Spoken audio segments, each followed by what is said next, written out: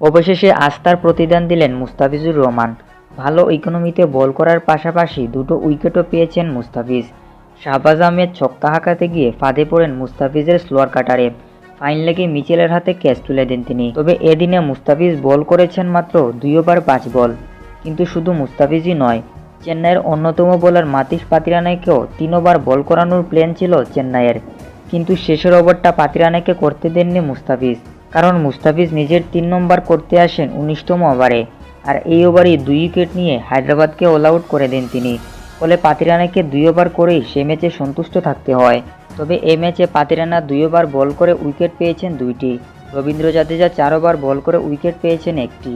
ঋষ Pandya 3 over বল করে wicket পেয়েছেন 4টি এবং শার্দুল ঠাকুর 4 ওভার বল করে উইকেট পেয়েছেন 1টি। তো দর্শকরা, এই ম্যাচে মুস্তাফিজের বোলিং আপনাদের কাছে কেমন লেগেছে তা অবশ্যই নিচের কমেন্ট বক্সে লিখে জানাবেন। আর খেলাধুলার সব খবরাখবর পেতে অবশ্যই চ্যানেলটিকে সাবস্ক্রাইব করে রাখবেন। ধন্যবাদ সবাইকে।